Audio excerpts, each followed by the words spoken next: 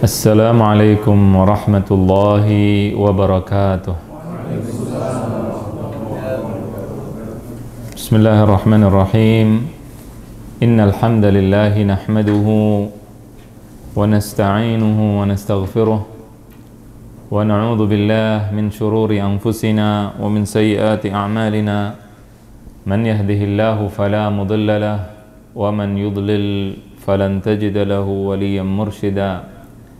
ونصلي ونسلم على قدوتنا ومعلمنا وقرة عيوننا محمد بن عبد الله وعلى آله وصحبه ومن والاه أما بعد رب زدني علما وارزقني فهما رب اشرح لي صدري ويسر لي أمري واحلل عقدة من لساني يفقه قولي اللهم أرنا الحق حقا وارزقنا اتباعه وأرنا الباطل باطلا وارزقنا اجتنابه اللهم اجعلنا ممن يستمعون القول فيتبعون أحسنه برحمتك يا أرحم الراحمين آمين آمين يا رب العالمين. Pembahasan kita kali ini adalah pembahasan yang sangat menarik karena kita membahas seorang yang paling mulia, seorang yang sempurna, yaitu membahas Nabi kita Muhammad sallallahu alaihi wasallam. Sebelum kita masuk ke dalam kitab dan membaca perkataan Al-Imam Ibnu Qudamah, kita sedikit ingin menjelaskan atau mengenal kembali siapa Nabi kita Muhammad sallallahu alaihi wasallam. Semua kita sudah tahu bahwa Nabi Muhammad SAW kisahnya bagaimana, ceritanya bagaimana, sirahnya bagaimana. Akan tetapi ada puluhan kitab, bahkan ratusan kitab yang mengarang, yang menceritakan tentang Nabi kita Muhammad SAW. Kalau kita baca, tidak akan bosan. Kalau kita biasanya membaca sebuah cerita, kalau diulang sekali, dua kali, tiga kali, kita bosan. Akan tetapi Nabi kita Muhammad SAW, kalau kita baca ceritanya, kita baca kisahnya, kita baca sirahnya, tidak bosan-bosan kita membaca. Kenapa? Karena kita menggali berbagai macam hal dari Nabi SAW dan dari kehidupannya. Beliau adalah orang yang sampai ke dalam suatu maqam, ke suatu tempat yang tidak bisa dilewati dan dilalui oleh malaikat. Kalau aku lewat, kata malaikat, aku game over, mati, musnah. Namun Nabi SAW bisa lewat ke tempat tersebut. Nabi kita Muhammad SAW di dalam kehidupannya, kalau kita hanya sekedar membaca sirah, Nabi dilahirkan di Mekah, ibunya bernama Aminah, ayahnya bernama Abdullah dan seterusnya, maka kita tidak akan mengambil pelajaran-pelajaran penting dari kehidupan beliau sallallahu alaihi wasallam. Ketika kita ingin mengetahui nikmat daripada terang benderang cahaya, kita harus pernah merasakan dan mengetahui bagaimana kegelapan. Tahu bagaimana gelap itu. Nabi SAW yang memberitahukan, yang menunjukkan dari jalan kegelapan kepada jalan terang benderang. Minadh-dhulumati ilan nur.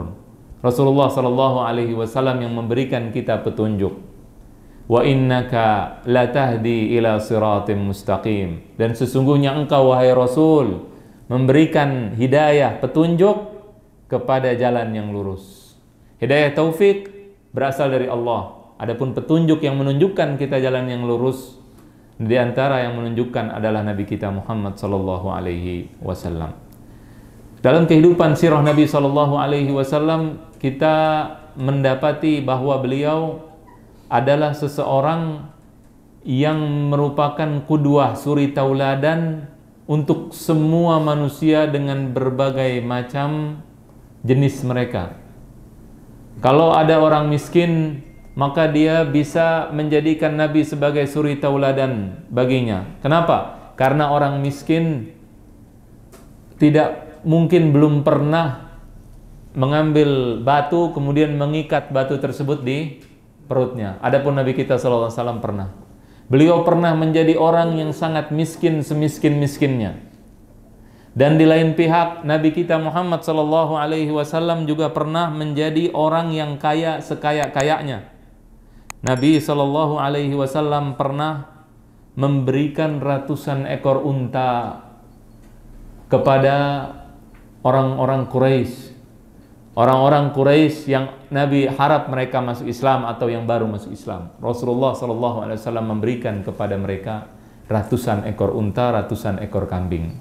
Kita mungkin kalau disuruh beli 100 ekor unta, 50 ekor unta, 20 belum tentu punya uang.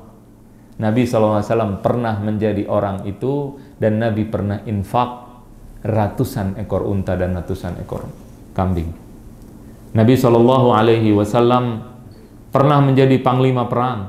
Nabi sallallahu alaihi wasallam menjadi pemimpin yang sukses, panglima yang sukses, rakyat sipil yang sukses, pernah menjadi suami dan kepala rumah tangga yang sukses, pemuda yang sukses, pedagang yang sukses, dan seterusnya.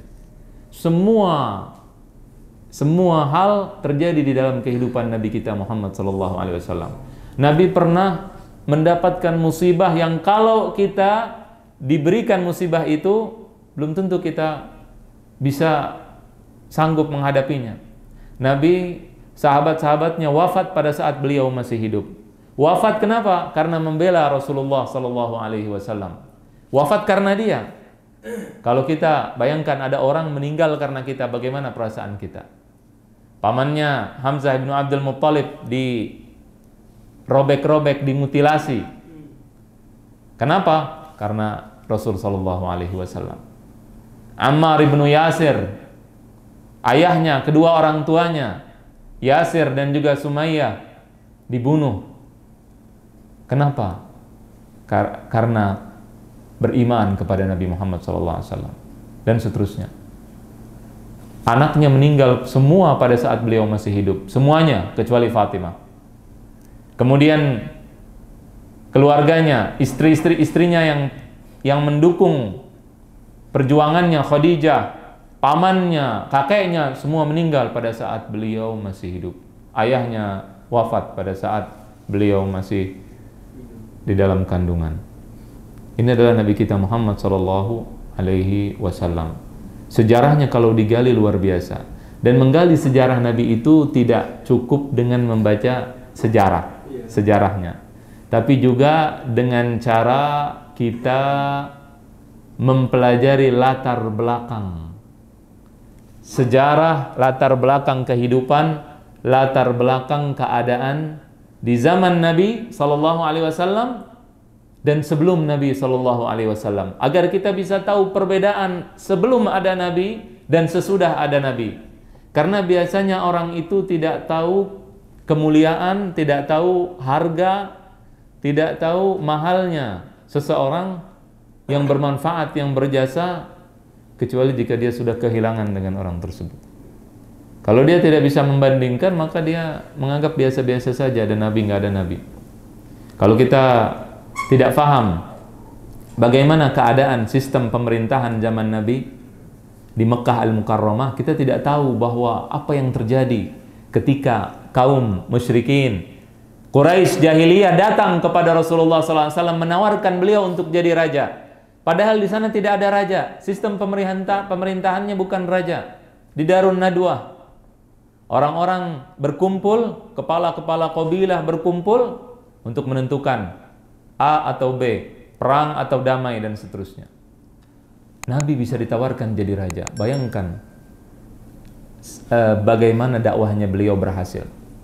Ditawarkan jadi raja, ditawarkan akan dinikahkan, ditawarkan macam-macam. Kita bisa membayangkan bagaimana dakwah Nabi Shallallahu Alaihi Wasallam, keberhasilannya, berhasilnya yang luar biasa. Ditawarkan jadi raja. Apakah Nabi menerima? Ditawarkan jadi raja, namun imbalannya adalah Nabi berhenti berdakwah. Apakah diterima? Tidak. Nabi Shallallahu Alaihi Wasallam berdakwah. Pada saat beliau berdakwah, kata Seorang ulama mengatakan kalau beliau bukan nabi, dia tidak akan memulai dakwahnya dengan dakwah akidah, dengan dakwah tauhid, dengan dakwah la ilaha illallah. Dia menyalahkan keluarganya, dia menyalahkan semua kelompok lapisan masyarakat yang memiliki kepercayaan yang salah. Dia salahkan. Dan di sini Rasulullah ditentang oleh semua kelompok lapisan masyarakat. Baik yang budak atau bukan, baik yang tua, muda, kecil, dan seterusnya. Kalau kita hitung-hitungan politis, itu bukan dakwah yang sifatnya hitung-hitungannya tidak masuk, tidak menguntungkan. Kalau Nabi dakwah mengajak kepada perbaikan moral, ada orang-orang yang akan mendukung. Abu Bakar radhiyallahu anhu, Utsman bin Affan, mereka tidak pernah mabuk, mereka tidak suka dengan adat jahiliyah. Tidak benar kalau orang Arab itu mengubur perempuan hidup-hidup semuanya. Sebagian, bukan fitnah, ada di Quran. Di Quran ada. Wa idza busyira ahaduhum bil untha dhalla wajhuhu muswaddan wa huwa kadhim. Wa idzal mau'udatu su'ilat, ada. Tapi bukan semuanya. Artinya ada orang Arab juga yang memiliki moral yang bagus. Ada lagi, kalau Nabi dakwahnya untuk menyamakan antara budak dengan bukan budak, budak akan mendukung Nabi, tapi Nabi tidak lakukan. Bisa, kalau Nabi ingin berdakwah dengan mengatasnamakan nasionalisme Arab, orang Arab jahiliyah akan membiarkan Nabi berdakwah minimal walaupun tidak mendukungnya. Karena Jazirah Arab pada saat itu tidak dianggap, bisa dianggap dijajah walaupun tidak secara langsung oleh Persia dan Romawi. Tapi Nabi Shallallahu Alaihi Wasallam berdakwah sesuai dengan yang diajarkan oleh Allah Subhanahu Wa Taala. Kemudian juga kita harus tahu latar belakang kabilah-kabilah yang ada di Arab, yang ada di Jazirah Arabia pada saat itu. Pada saat Nabi berdakwah di rumah Al-Arqam ibnu Abil Arqam, dan Al-Arqam ibnu Abil Arqam berasal dari kabilah Bani Makhzum. Kita tahu bahwa Abu Jahal kabilahnya juga kabilah Bani Makhzum, maka bisa kita bayangkan Nabi dakwah rahasia di tempat musuhnya, di kabilah Bani Makhzum, tempat Al-Arqam. Tapi kalau kita cuma tahu Nabi dakwah secara rahasia di kabilah Al-Arqam, kita nggak tahu siapa Al-Arqam. Ketika kita mengetahui pada saat Abu Bakar menjadi khalifah dan beliau berasal dari Banu Taim, bukan Tamim, Taim, maka kita tahu apa yang terjadi di masyarakat Arab, perubahan drastis besar yang terjadi. Begitu Abu Bakar jadi khalifah, ayahnya langsung mengatakan, anakku jadi khalifah, aku berasal dari Banu Taim. Banu Taim Quraisy tapi lemah. Umar bin Khattab dari Banu Adi, lemah. Makanya tidak mungkin yang lemah bisa menjadi khalifah, pemimpin. Orang-orang yang tidak mau dipimpin kecuali oleh kepala kabilahnya. Masing-masing merasa jadi raja. Masing-masing merasa di atas bangsa yang lain dan suku yang lain. Namun Rasulullah SAW berhasil mengadakan perubahan drastis. Ketika Umar disuruh masuk pada saat perjanjian sebelum Bai'atul Ridwan, disuruh masuk ke Mekah, maka Umar bin Khattab menolak, ya Rasulullah, kalau engkau utus aku mungkin nanti aku dibunuh dan sebagainya. Bukan karena Umar takut, karena Rasulullah ingin berdialog, ingin berdiskusi dengan kafir Quraisy pada saat itu untuk melaksanakan umrah. Akhirnya Umar mengusulkan Utsman bin Affan yang berasal dari Bani Umayyah. Dan Bani Umayyah adalah kabilah yang sangat kuat. Utsman datang, beliau disambut, dan beliau kemudian disuruh untuk umrah sendirian. Kalau engkau umrah sendirian Utsman, kami terima. Di situ ada sistem yang terjadi. Dan Nabi kalau kita memahami hal tersebut, memahami kabilah-kabilah yang ada, faham, mengerti siapa mereka, maka kita akan tahu apa yang terjadi di masyarakat Arab setelah kedatangan Nabi kita Muhammad SAW. Terakhir Rasulullah SAW pernah berdakwah di sebuah kabilah pada setelah dakwahnya 10 tahun beliau berdakwah di Mekah, kemudian beliau pergi ke berdakwah setiap musim haji selama 3 tahun sebelum hijrah ke Madinah. Berdakwah selama 3 tahun, mendakwahi mereka untuk masuk Islam. Semua menolak kecuali 3 kabilah. Yang pertama Banu Amir.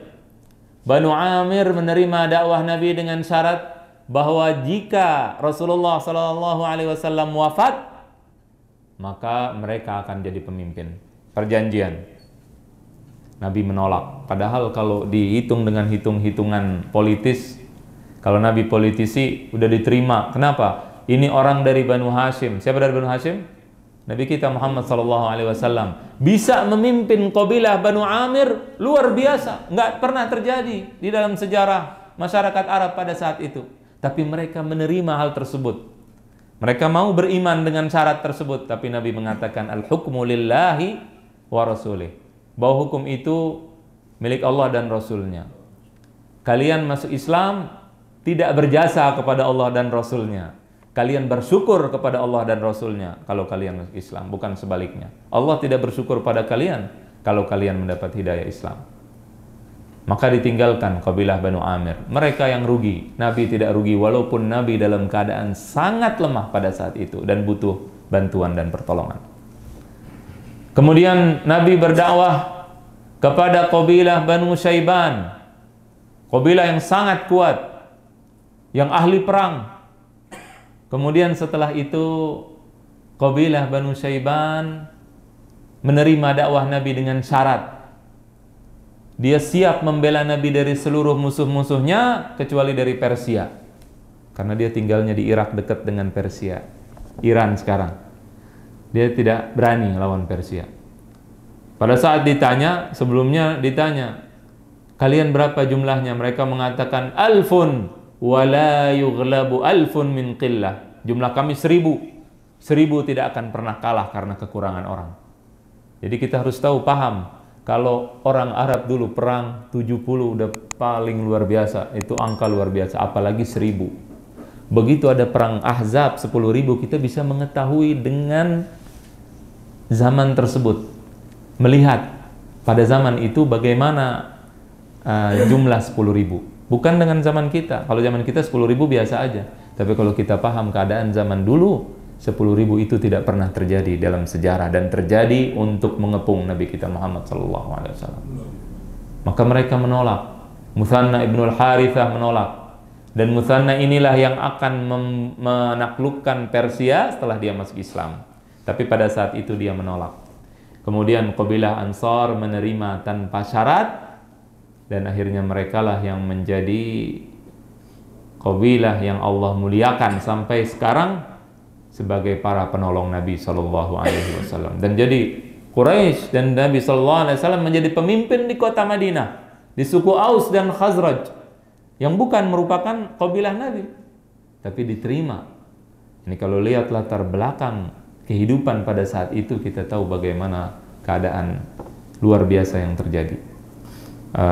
Dan juga ketika kita mempelajari kenapa Al-Quran diturunkan di masyarakat Arab, di masyarakat Mekah Al-Mukarramah.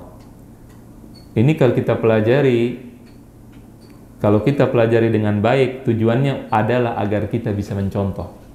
Kalau kita contoh sebab-sebab mereka dipilih oleh Allah menerima wahyu, maka Allah akan memberikan kita amanah untuk mengemban wahyu juga di sini.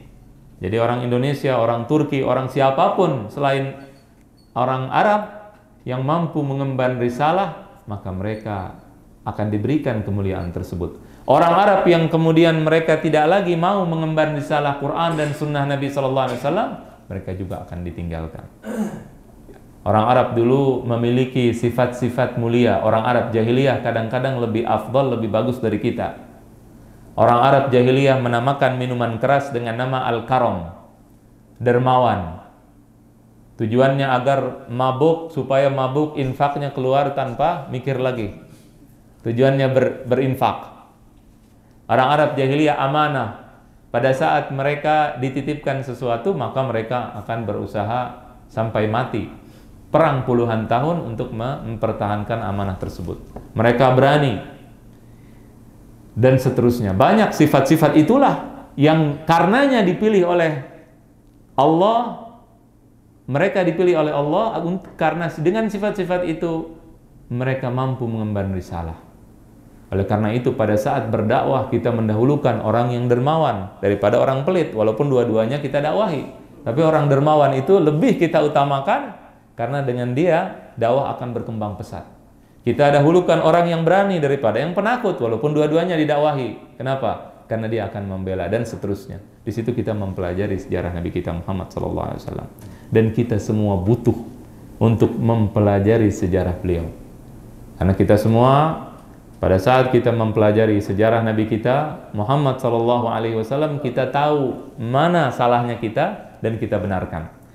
Semua masalah kita, sosial, politik, ekonomi, dan lain-lain, kalau kita baca sirah, di situ ada obatnya. Macam-macam bid'ah terjadi, macam-macam hal-hal yang bertentangan dengan ajaran Nabi terjadi. Misalkan ada orang yang ingin memecah belah umat, maka kita bisa bawa sirah Nabi, bahwa Nabi SAW pada saat Hilful Fudul, perjanjian yang dibuat oleh orang-orang yang bernama Fadl, semuanya ketika perjanjian tersebut tujuannya adalah menolong orang yang dizalimi, maka Nabi SAW bergabung, bersatu bersama mereka, orang kafir. Dan Nabi mengatakan, kalau aku diajak lagi untuk bergabung dalam Hilful Fudul, di dalam Islam, di masa Islam, aku akan ikuti. Aku akan bersatu dengan orang kafir dan orang musyrik jahiliyah, bersatu dengan mereka. Untuk apa tujuannya? Membela orang yang dizalimi. Jadi ketika kita bersatu dengan umat Islam, apalagi kalau tujuannya benar, tidak ada masalah. Kita bisa tahu kalau orang-orang yang tidak mau bersatu antar sama umat Islam dengan mengatasnamakan dakwah Nabi menghancurkan atau memisahkan, kemudian Nabi SAW merusak persatuan, menghancurkan persatuan masyarakat Arab jahiliyah. Itu masyarakat jahiliyah, orang kafir, dan mereka bersatu atas apa? Atas dasar salah dan sesat. Adapun pada saat Rasulullah SAW diajak untuk bersatu, membantu dan menolong orang yang dizalimi, maka Rasulullah bersama orang kafir bersatu bersama mereka, tidak ada masalah. Ketika Rasulullah di Mekah melihat puluhan, ratusan patung bahkan di Ka'bah, Rasulullah diam saja, tidak bergerak, tidak menghancurkan langsung.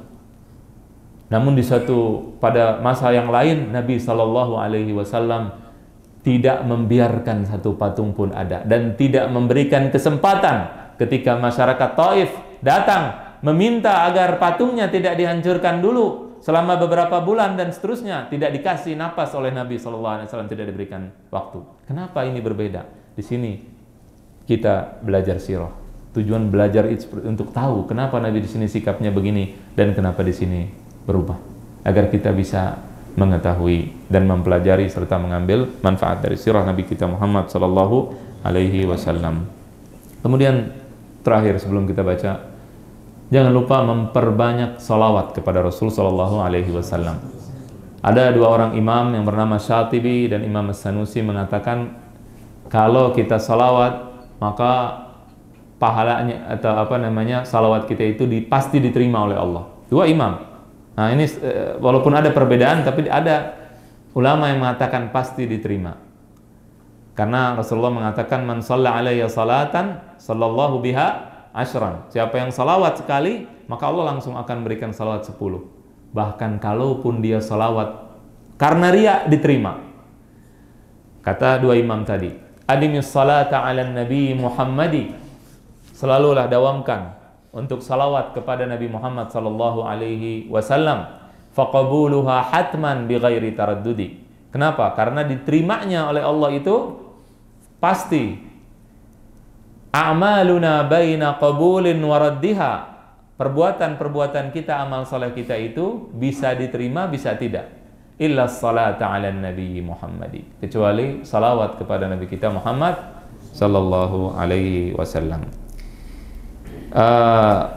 Qala Al-muallif rahimahullahu taala wa nafa'ana bihi wa bi'ulumihi fid dharain amin. Muhammadun khatamun nabiyyin wa Muhammadun Rasulullah sallallahu alaihi wasallam khatamun nabiyyin wa sayyidul mursalin. Nabi Muhammad sallallahu alaihi wasallam adalah penutup para nabi, dan Nabi Muhammad sallallahu alaihi wasallam adalah penutup para rasul dan juga penghulu para rasul, para nabi dan rasul. Khatamun nabiyyin artinya adalah penutup terakhir, nabi terakhir. Tidak ada lagi setelah Nabi Muhammad sallallahu alaihi wasallam nabi. Mungkin ini bagi kita hal yang sepele dan gampang. Tapi dulu ini udah lama, mungkin 20 tahun yang lalu atau 15, Allahu a'lam. Dulu ada sebuah toko di situ di daerah Kalibata, di Mall Kalibata. Ada toko di situ, toko buku. Menjual sebuah kitab. Sebuah buku, bukan kitab, buku bahasa Indonesia. Ana beli bukunya. Buku tipis. Beli buku tersebut. Banyak. Begitu baca di rumah, isi bukunya tahu nggak apa? Isi bukunya menjelaskan bahwa ada lagi Nabi setelah Nabi Muhammad. Tapi dengan cara yang luar biasa. Dia jelaskan dulu bagaimana keadaan umat zaman sekarang. Kerusakan moral, kerusakan ini. Kalau di zaman Nabi Lut karena homoseksual, karena diturunkan Nabi, zaman sekarang seksual ada ini, ada, luar biasa itu bukunya. Padahal jawabannya dijawab oleh para ulama tentunya. Pertama, Nabi itu Nabi terakhir karena ijma. Ijma itu apa? Kesepakatan umat. Orang yang bertentangan dengan ijma umat, maka dia sesat, pasti. Kemudian yang kedua, umat Nabi kita Muhammad SAW selalu ada penerusnya yang akan membenarkan kesesatan, menghancurkan, memerangi kemaksiatan dan seterusnya. Jadi hati-hati. Yang Anda baca kebetulan bukunya semuanya. Nah, jadi nggak usah dijelasin. Nanti kalau ngejelasin nanti ente nggak ada waktunya buat ngebantahnya lagi. Nanti akhirnya ngebenarkan perkataan itu. Ya, dia mengartikan khatamun nabiyyin dengan arti yang lain, bukan dengan arti penutup para nabi. Jelas?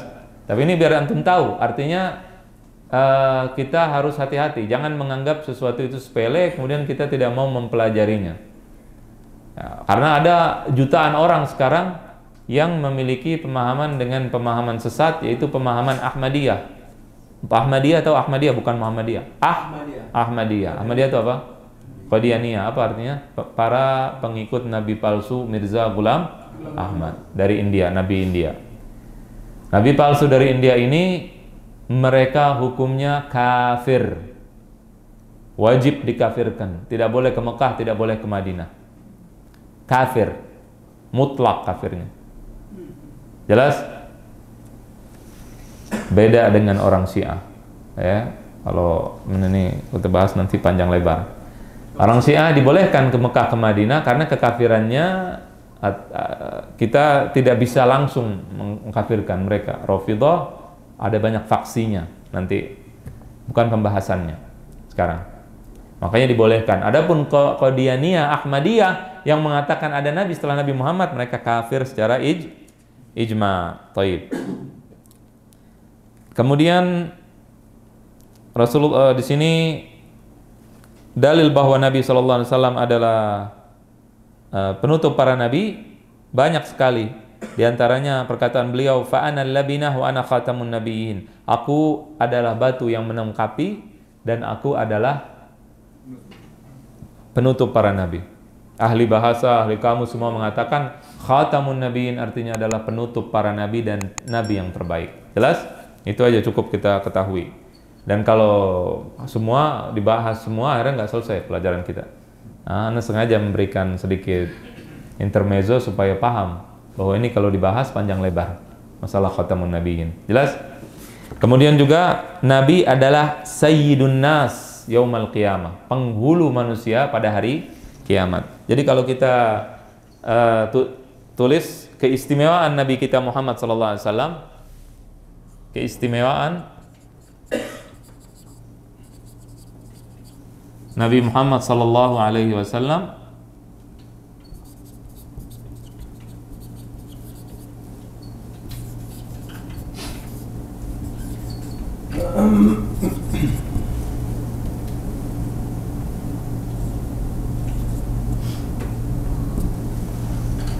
di antaranya adalah, yang pertama adalah tadi apa?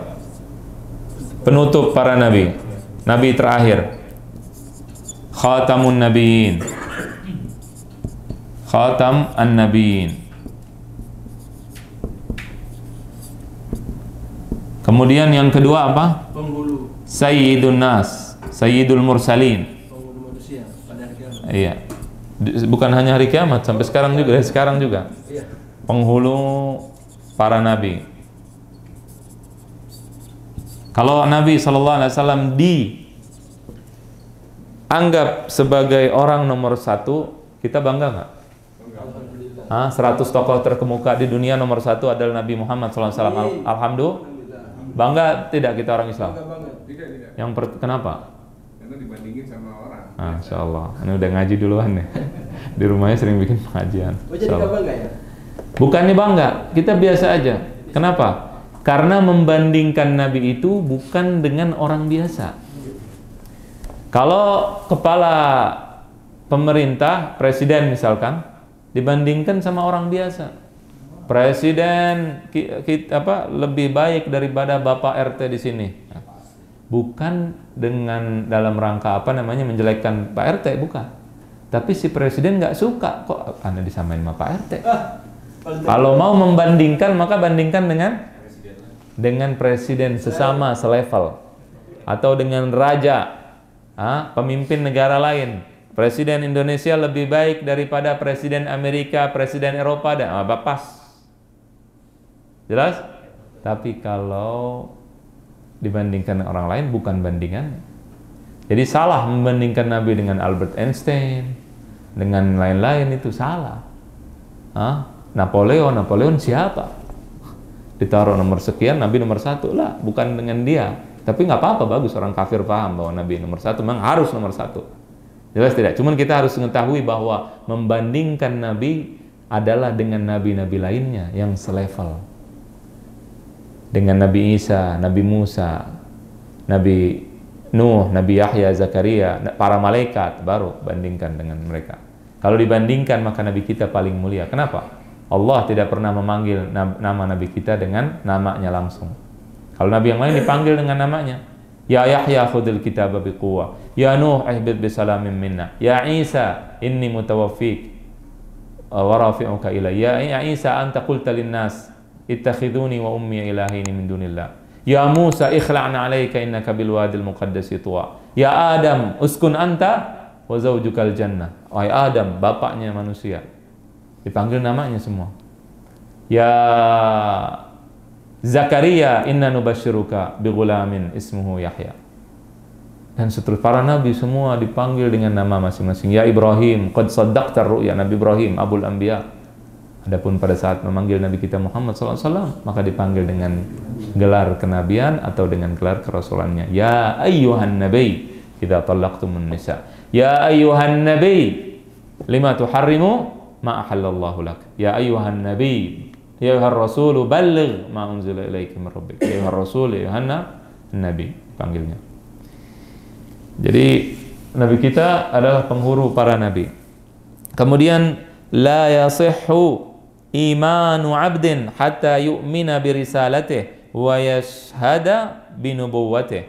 Tidak akan sahih, tidak akan benar, tidak akan sah iman seseorang itu sampai dia bersaksi bahwasannya Nabi adalah utusan Allah Subhanahu wa ta'ala, beriman dengan risalahnya dan menyaksikan, mengimani kenabiannya. Jadi kalau ada orang yang mengatakan, oh Nabi saya hormati, tapi saya tidak yakin bahwa Nabi itu Nabi, tapi saya menganggap dia tokoh yang besar, beriman tidak? Tidak beriman. Kafir. Tidak beriman artinya kafir. Di awal pelajaran ini, dulu Anda pernah tanya antum kalau ingat, boleh nggak kita kafir-kafirin orang? Boleh. Ya boleh, karena dalam Quran bilang kafirun. Boleh? Boleh. Tergantung Ustaz. Jadi kalau antum mana kafirin boleh? Ente kafir boleh? Tergantung kalau saya lagi salat ya. Nah, tergantung, kadang-kadang aneh kafirin, kadang enggak gitu. Saya pernah baca itu Ustaz, maaf ya. Enggak, cukup. Apa sebentar nanti insya Allah. Kita waktunya soalnya terlambat batas. Jawaban singkat maksudnya kalau ditanya sekarang. Jadi apa namanya? Kalau jawabannya boleh salah, jawabannya tidak boleh salah. Jawaban yang benar tergantung. Kalau orang kafir ya kita kafirkan wajib. Kalau bukan kafir tidak boleh dikafirkan. Jelas? Itu yang kita maksud. Ya, jadi kita tidak boleh alergi dengan lafaz-lafaz yang ada di dalam Al-Quran, dalam Sunnah Nabi. Yang bid'ah kita bid'ahkan wajib. Yang bukan bid'ah tidak kita bid'ahkan. Yang kafir kita kafirkan, yang bukan kafir tidak kita kafirkan. Jangan karena ada sebagian orang berlebih-lebihan dalam memakai istilah-istilah itu, kemudian akhirnya kita nggak mau, alergi, kafir nggak boleh mengkafirkan orang. Salah juga. Orang kafir kita kafirkan. Kemudian wala yuqda bainan nas fil qiyamah illa bi syafa'atih.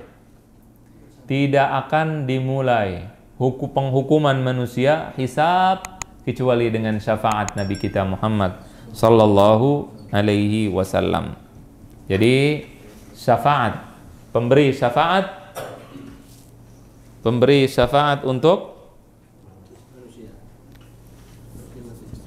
ini udah dibahas kemarin, pemberi syafaat, ini keistimewaan Nabi Muhammad sallallahu alaihi wasallam untuk hari pembalasan, untuk hisab. Beliau yang memiliki syafaat tersebut. Wala yadkhulul jannata, kemudian wala yadkhulul jannata ummatun illa ba'da dukhuli ummatih. Tidak akan masuk surga umat manapun kecuali setelah umat Nabi masuk surga. Jadi nomor satu yang masuk surga siapa? Umat Nabi Muhammad sallallahu alaihi wasallam. Jelas? Jadi pertama, kemudian yang masuk surga pertama kali siapa? Nabi Muhammad sallallahu alaihi wasallam. Beliau yang pertama masuk surga. Masuk surga. Kemudian yang kelima apa? Umatnya juga. Umatnya yang pertama masuk surga.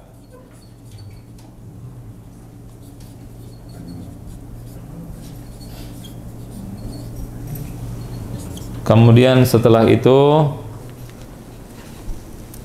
sahibul liwa'il hamdi wal maqamil mahmud. Beliau adalah pemilik liwa al-hamd. Liwa itu kalau kita ada orang perang memegang bendera. Memegang bendera. Apa bahasa Indonesianya? Pemegang bendera, panji-panji, ha?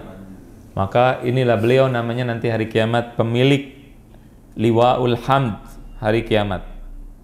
Nah, ini adalah pemilik bendera yang paling luar biasa, yang paling terkemuka nanti pada hari kiamat. Kemudian juga wal maqamil mahmud, dan pemilik al maqam al mahmud. Maqam al mahmud artinya secara bahasa tempat yang dipuji, tempat yang terpuji. Tapi apa arti atau maksud daripada al maqamul mahmud? Ini ada perbedaan ulama. Ada yang mengatakan bahwa maksud daripada al maqam al mahmud adalah syafaat uzma, syafaat yang paling besar, yang paling agung. Ada yang maksudnya adalah Nabi duduk nanti di atas arsy. Nabi duduk di atas arsy. Antara dua itu. Para ulama Hambali mengartikannya dengan dua tafsiran maksud daripada al-maqam al-mahmud. Pemilik liwa al-hamd. Tulisannya jelek ya? Yang penting dibaca aja udah. Yang ketujuh apa? Pemilik al-maqam al-mahmud.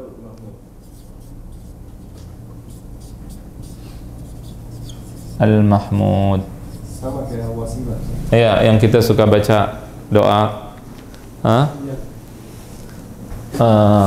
wa ba'athul maqamal mahmudal ladzi wa'adta innaka la tukhliful mi'ad.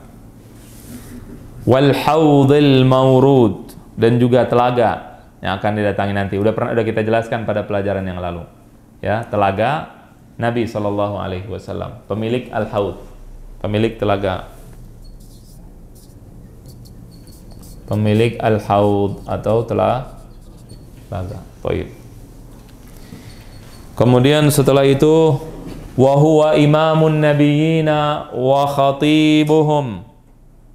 Nabi sallallahu alaihi wasallam, nah tadi afwan sebelumnya Allah berfirman asa an yab'atsaka rabbuka maqaman mahmuda.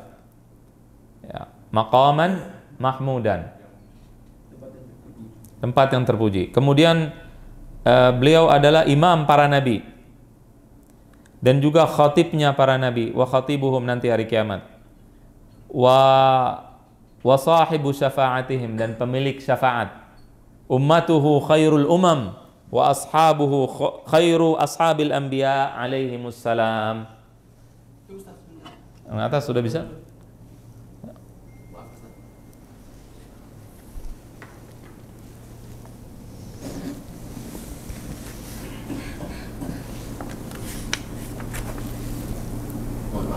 Ada pertanyaan, apakah Nabi diutus kepada para malaikat atau kepada manusia aja? Atau kepada jin? Pada seluruh makhluk termasuk malaikat? Ulama berbeda pendapat. Ada yang mengatakan bahwa Nabi diutus kepada malaikat juga, ada yang mengatakan tidak. Tadi kita katakan nomor berapa sekarang? 9 adalah apa? Nabi khatibnya para nabi. Beliau khatib para nabi dan juga imam para nabi.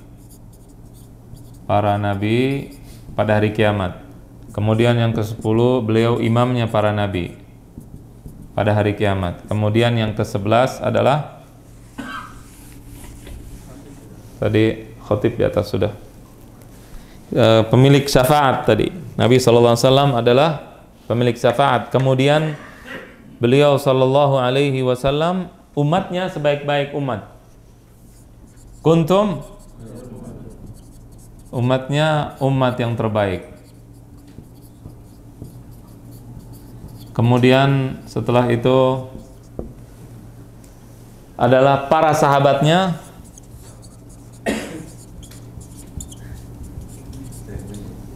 lebih baik dari sahabat nabi-nabi yang lain. Sahabat nabi yang lain. Ya, ini kurang lebih yang disebutkan di dalam kitab. Jelas? Kemudian ini yang disebutkan di dalam kitab. Kemudian para ulama dari mazhab Hambali, mereka kurang lebih menulis 150-an, kurang lebih 150-an keistimewaan Nabi kita Muhammad SAW. Disebutkan dalam kitab Al-Iqna dan yang lainnya. Ada kurang lebih 150 keistimewaan. Kita nggak sebutin 50. Kalau nggak sampai subuh ntar pengajiannya. Jadi keutamaan Nabi SAW disebutkan di dalam kitab-kitab fikih. Ya, apa saja keutamaan Nabi Muhammad SAW. Setelah ini kita akan mempelajari tentang sahabat Nabi SAW, tapi sebelum itu nanti, karena waktu udah habis ya, kita akan mempelajari tentang masalah nubuat. Bagaimana kita tadi beriman pada Nabi. Iman pada Nabi ini paling penting. Kenapa? Karena dengan Nabi kita akan beriman pada Allah. Siapa yang memberitahu kita bahwa Allah adalah Tuhan kita? Siapa yang memberitahu? Nabi Muhammad. Artinya iman kepada Nabi ini adalah pondasi penting. Bagaimana cara kita beriman pada kenabian Nabi Muhammad? Kemudian apa perbedaan antara Nabi dan Rasul? Mukjizat itu apa? Apakah mukjizat perlu ada tantangan atau tidak? Nabi kadang-kadang memberikan mukjizatnya tanpa nantang. Makanan dikasih jadi berkah makanannya. Kemudian Nabi SAW dengan tangannya akhirnya air keluar dan seterusnya tanpa nantang. Apakah mukjizat harus dengan tantangan atau tidak? Nah, perbedaan Nabi dan Rasul apa? Apakah Nabi disuruh untuk menyampaikan, tidak usah menyampaikan, kan begitu yang kita ketahui kepada umatnya. Kalau Rasul harus menyampaikan pada umatnya. Antum disuruh nggak menyampaikan pada umat? Antum disuruh balighani. Masa para nabi tidak disuruh menyampaikan? Nah, nanti akan kita jelaskan apa definisi Nabi dan Rasul sedikit. Kemudian kita akan membahas tentang para sahabat Nabi Shallallahu Alaihi Wasallam, kemudian Ahlul Bait atau keluarga Nabi Muhammad Shallallahu Alaihi Wasallam. Ya, nanti akan disebutkan Al Hasan, Al Husain, dan juga masalah pengkafiran Ahlul Qiblah. Ya, dan juga kita akan membahas tentang para istri Nabi Shallallahu Alaihi Wasallam. Kemudian masalah waliul amr, ya, pemimpin, bagaimana sikap kepada pemimpin. Kemudian setelah itu membahas tentang ahlul bid'ah, bagaimana kita bermuamalah, berinteraksi dengan mereka, dan setelah itu kita selesai kitabnya insyaallah taala. Demikian, mudah-mudahan bermanfaat. Wassallallahu wasallam ala sayyidina Muhammadin wa ala alihi washabihi ajma'in. Wassalamualaikum warahmatullahi wabarakatuh.